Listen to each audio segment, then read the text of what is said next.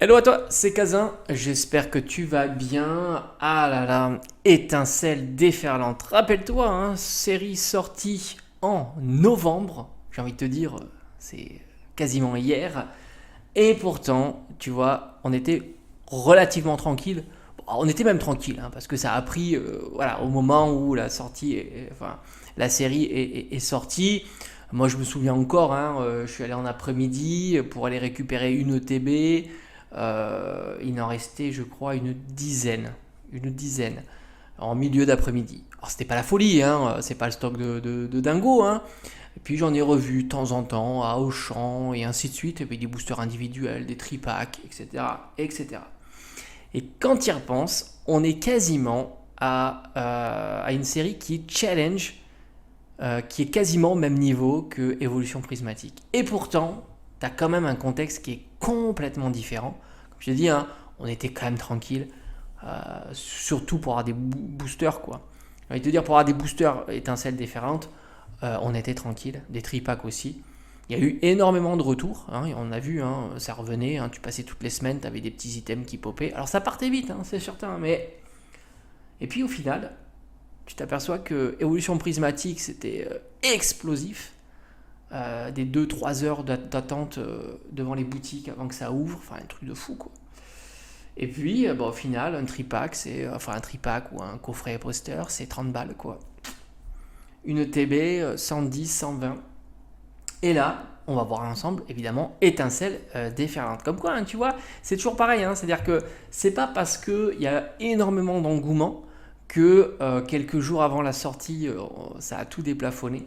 Que au final, et je pense que ça en a calmé beaucoup parce que quand tu te dis je vais faire x3 sur un item, tu t'imagines que quand tu vas la voir, ça va monter, tu vois. Et non, ça s'est cassé la figure et t'es péniblement un x2 quoi. Alors évidemment c'est énorme, hein, mais faut relativiser par rapport à l'attente que t'as eu pour récupérer un item. Enfin c'est quand même c'est très chronophage, hein, quand même d'aller récupérer des items. En tous les cas, je pense que pour beaucoup ça a été excessivement chronophage. Bref, je clore le chapitre évolution prismatique, d'autant qu'en plus, on va voir les mois et les années, comment ça va bouger. On ne sait jamais avec Pokémon Company. Regarde Zénith Suprême, Destinée Radieuse, Légende Brillante, voilà, des séries on a vu partout, quoi. Et à un certain moment, c'était tellement facile de les avoir. Alors, ça ne veut pas dire que ça sera pareil pour Évolution Prismatique, mais je pense qu'au final, quand on fait le bilan, et je devrais parler d'étincelles déferlantes, mais quand on fait le bilan, je suis pas certain, je veux dire vraiment, je suis pas certain qu'elle restera tant que ça dans les mémoires, dans le sens où il y a eu un peu de lassitude sur cette série-là, et qu'au final, en faisant le bilan, je parle en étant ludique, ludique à ouvrir. Est-ce qu'à choisir un 151 ou un évolution prismatique, t'irais pas plutôt sur le 151, tu vois? C'est ça que je me dis. Tu vois, est-ce que 151 restera pas encore la série de écarlate et violet plutôt que évolution prismatique? Même si je considère qu'évolution prismatique est à part. Dans le sens où je pense que c'est une série plus box break. Voilà. Mais toi qui ouvres un booster, c'est pas le box break là, tu vois. Je pense que 151, voire même Étincelle déferlante, voire même d'autres séries comme Destinée de Paldea, tu seras plus content d'ouvrir ce genre de série plutôt que d'aller suer à ouvrir un booster évolution prismatique. Je sais pas si tu partages ça, mais voilà, je le dis. Même s'il y a des bonnes choses, hein, sur l'évolution prismatique, hein. Moi, je déteste aucune série d'ailleurs. Mais c'est vrai qu'au final, quand on y repense, tu vois, après tout ça. Bref, alors, du coup, qu'est-ce qu'on peut dire sur Étincelle déferlante? Eh ben, Étincelle déferlante, en grosso modo, qu'est-ce qu'on peut dire? Ben, le tripack, c'est quasiment 30 euros. Voilà. Quasiment. Voilà. Et le pire, c'est que tu as un potentiel, on en parle très peu, hein, mais il faut le dire quand même, parce que certains disent ça vaut rien, mais non, le triple illustration, ça vaut quelque chose. Faut arrêter. Le collectionneur de scellés a pris de la place depuis quelques années maintenant, et évidemment, beaucoup seraient contents d'avoir un triple illustration en priorisant évidemment Pikachu, Latios Latias, et puis après les deux autres. Mais c'est évident, ça rajoute de la valeur. C'est clair, il y a de la demande pour ce genre d'item. Ça, on le voit, hein. Je veux dire, il suffit que tu regardes sur le net, tu le vois. Je dis pas qu'il y a énormément de personnes qui veulent avoir ce type d'item, mais malgré tout, si toi tu as ce type d'item, ça a une valeur supplémentaire. Je dis pas que ça vaut 10 fois plus non plus, attention, mais ça a une valeur supplémentaire. Ça, c'est certain. Donc, on est quasiment à 30 euros. Pour le booster scellé, alors c'est pareil, l'illustration joue énormément, surtout maintenant. On mettra Pikachu, Latios Latias, Noix de Coco, Pondralugon. Voilà, c'est lisible, encore une fois, il n'y a pas de surprise. Et d'ailleurs, on le voit dans les boutiques, ce qui a été pris d'assaut, c'est le Pikachu et Latios Latias. C'est marrant de voir certains qui sont pas contents de voir du Noix de Coco ou du Pondralugon, mais ils veulent ouvrir. Donc au final, bon, alors à moins de récupérer le booster vide pour le mettre dans sa collection, ça peut arriver, mais quand tu fais de l'ouverture, c'est random, hein, évidemment. Mais pour le scellé, c'est pas random du tout.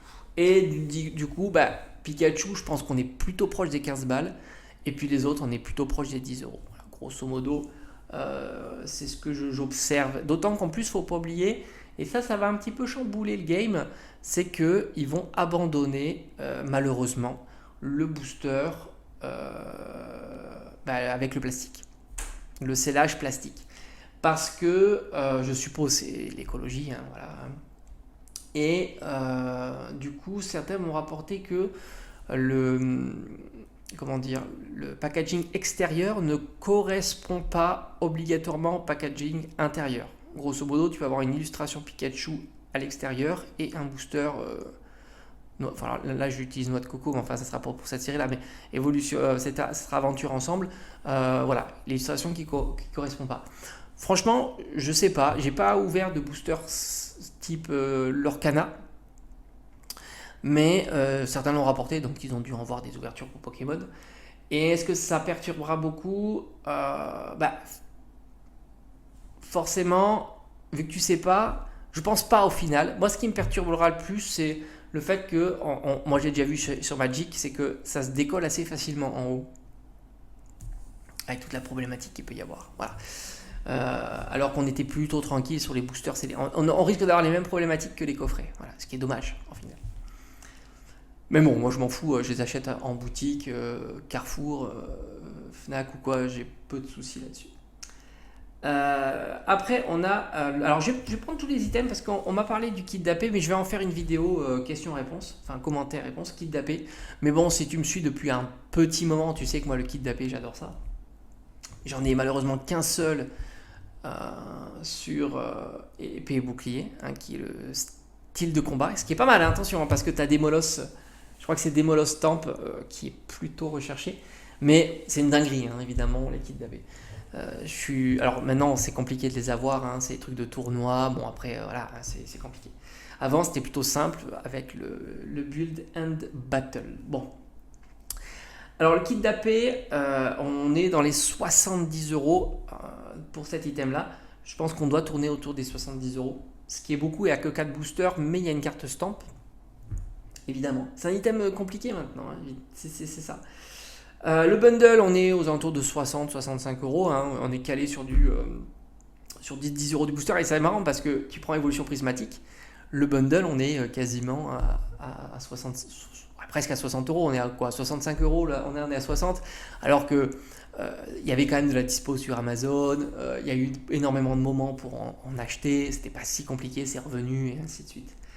Alors que bon, on connaît l'histoire sur évolution prismatique. Si tu venais pas à l'ouverture, c'était tendu. Encore, ça s'est assoupli, hein, sur évolution prismatique. C'était pire les 2 sessions précédentes, hein, tu imagines. Mais bon, voilà, tu vois, hein, comme quoi, c'est pour ça que, si tu veux de l'investissement, il y a des trucs plus tranquilles. Si c'est du long terme, il y a des trucs plus tranquilles, sans prise de tête et lisibles malgré tout. Voilà. Évidemment, les séries .5, c'est le côté rassurant. Tu te dis, bon, je sais que la série .5, elle performera tout de suite. Mais en même temps, c'est pas sûr qu'elle explose tous les compteurs. On l'a vu même avec 25 ans, c'était assez curieux de voir le TB, on l'a vu ensemble. Hein. Tu vois le TB 25 ans qui est gavé de boosters, on n'est pas loin, je sais plus s'il n'y a pas 15 boosters, 10 de 25 ans, plus 4 ou 5 du style de combat, etc. Quoi. Une belle carte promo en Finobi Star, Franchement, c'est pépite. Et puis au final, bah, tu vois que bah, on est pratiquement. Je me demande si on n'est pas au niveau de 151. C'est fou, hein. C'est fou. C'est pour ça que les progressions sont quand même assez hasardeuses, hein. Après, peut-être qu'elle a progressé depuis que je l'avais fait la review, hein. Ça va tellement vite aussi en ce moment. Alors peut-être que je te dis une ânerie maintenant, hein, c'est pas impossible. Mais bon, en tous les cas, c'est curieux de voir comment ça évolue. En tous les cas. Donc on a vu le bundle, on a vu le booster, on a vu le tripack, on a vu le kit d'AP. Ah bah il nous reste la display. Alors la display, on va dire je donne une fourchette entre 300 et 350 euros. C'est presque, j'ai envie de dire, on n'a pas vu le TB. J'en parlerai de TB à la fin. C'est presque l'item qui propose le booster le moins cher au final. Tu vois, parce qu'on est un petit peu en dessous des 10 euros. Voilà. Donc ça serait l'item qui performerait un petit peu le moins, on va dire, grosso modo. Sinon, on serait plutôt dans les 360 euros, 350 euros. On est plutôt proche des 300 que des 350, on va dire. Mais bon, c'est une belle progression, évidemment, aussi. Et le TB, alors le TB, là aussi, on est calé sur, comme je dis, un peu plus de 10 euros 10 euros du booster, parce qu'en fait, tu t'aperçois que le TB sans les boosters, avec la carte, tu peux le vendre 20 balles, quoi. Grosso modo, c'est ce que ça vaut à l'heure actuelle. Donc tu rajoutes les 9 boosters à 10 euros, 90 plus 20, ça fait 110 euros. Voilà. Grosso modo, à 110 euros, tu as le TB, et un petit peu moins cher si le TB il est un peu froissé. Voilà, c'est toujours pareil. Le TB un peu froissé, c'est une centaine d'euros, 110 bien, un peu comme prismatique, 110 froissé, 120 bien, voilà. Bon, tu vois, au final, tu as une série qui est quand même assez pépite, hein. Enfin, franchement. Et puis, alors, l'évolution prismatique, c'est une série qui va marquer quand même. Godpack de Zinzin, les évolutions et le Noctali. Hein, on a réussi à retransformer l'essai. Ils ont retransformé l'essai avec le Noctali à 1K. Voilà. Ils l'ont fait une fois, ils l'ont fait une deuxième fois. Est-ce qu'ils le referont une troisième fois? Certainement. Mais c'est vrai qu'avec le Pikachu là aussi, et c'est marrant parce que si tu réfléchis bien, il y a un truc qui est un peu revenu sur le devant de la scène, c'est la gradation PSA 10 pour les cartes récentes, et PSA, on va dire 7, 8, 9 et 10 évidemment, pour les cartes un peu plus anciennes. Ça c'est intéressant. Ça c'est intéressant. Donc forcément, tu as un super intérêt, si tu veux, on va dire, faire, comment dire, augmenter la valeur de ta collection. Sur certaines cartes, ça a un poids de zinzin. Et le Pikachu SAR, tu le vois, hein, c'est un truc de fou. Évidemment, il faut le 10. Hein. Carte récente, c'est vraiment le 10 qui scotche, quoi, paf. Et c'est un truc de fou. Et sur les cartes un peu anciennes, XY par exemple, les full art, tu vois, en neuf, ça percute quand même pas mal. Ça percute. C'est marrant parce que sortie de booster en annonce near mint, on va dire, c'est pas ouf, mais quand c'est certifié avec une belle note, c'est pas mal. C'est pas mal. Donc là aussi, tu vois, il y a des trucs à faire, certainement, pour ceux qui se posent des questions. C'est assez intéressant. Mais après, je pense que c'est propre à PSA, il me semble, parce que ça a l'air d'être... Ouais, c'est ce que j'ai toujours dit, moi, c'est celle que j'achetais, en tous les cas, quand j'achetais des cartes gradées, ou à une époque, j'en ai acheté quelques-unes, j'en ai pas énormément. Et j'en ai plutôt des cartes un petit peu anciennes, pas toutes. Après, c'était des cadeaux, hein. Le Rayquaza, c'était un cadeau, la TG qui est magnifique. J'ai aussi la TG Dracofeu qui est un cadeau aussi. Mais celles que j'avais achetées moi, c'était plutôt des anciennes. Pas toutes, hein, parce que j'ai quand même le Dracofeu Rainbow, mais je l'ai trouvé tellement pas cher que c'est pour ça que j'ai craqué. Enfin, pas cher entre guillemets, hein. Parce que grader PSA 10, c'est jamais pas cher. Mais là, c'est fou, hein. En tous les cas, ça mériterait peut-être une review aussi. C'est intéressant de voir comment la gradation reprend petit à petit le lead. Alors, c'est pas le fourre-tout qu'on a eu en 2021, où là, c'était n'importe quoi. Mais tu t'aperçois que ouais, ça marche encore bien, hein, la gradation, et surtout certaines grosses cartes. En fait, on a réduit l'échantillonnage. Avant, c'était n'importe quoi. Toutes les cartes gradées, c'était le festival. Maintenant, je trouve que quand même un 10, c'est pas toujours exceptionnel. Et il faudra plutôt aller voir certaines raretés. Ou certaines âges aussi, 7, 8, 9, des cartes un peu anciennes, etc. C'est assez marrant de voir comment tout ça s'articule en fait. autour, bah, voilà. Mais en tous les cas, ouais, je pense que Pokémon a des années encore devant elle avant que la bulle éclate, comme on dit. D'ailleurs, il n'y aura pas de bulle qui va éclater. Ça peut corriger, mais éclater, non.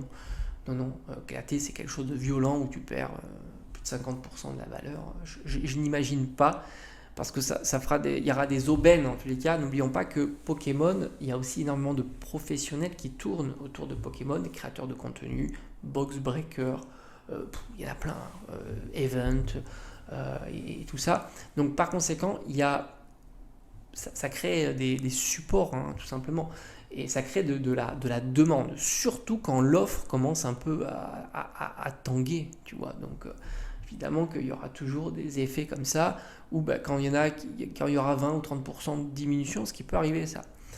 Que ça monte tellement haut que même si tu corriges à 20%, tu es toujours plus haut qu'il y a 2 ans, hein, tu vois. Enfin, et forcément, il y aura qui se disent, bah là, il y a un truc de fou à faire, quoi. D'autant que sur les plateformes, c'est vendu plus cher que la cote du scellé en règle générale, parce qu'il y a l'effet event, il y a l'effet box break, il y a tout ça qui est mis en compte. Donc, évidemment, tout ça, il n'y a pas de raison que ça. En plus, là, on arrive sur les 30 ans. Et en plus, honnêtement, ils en ont tellement sous le pied. Comme je disais, carte numérotée, carte signée. euh, Tu exploserais tous les compteurs. Mais exploserais tous les compteurs. Ne serait-ce que tu mets une carte à 1 sur 500, mais tout le monde serait fou à essayer d'ouvrir des boosters collector comme fait Magic, avec des variantes de cartes. T'as un Rayquaza avec une foulard qui est différente de celle du collector. Enfin, il y en a tellement sous le pied qui font quasiment le service minimum que ça peut pas. Ça peut pas. Bref.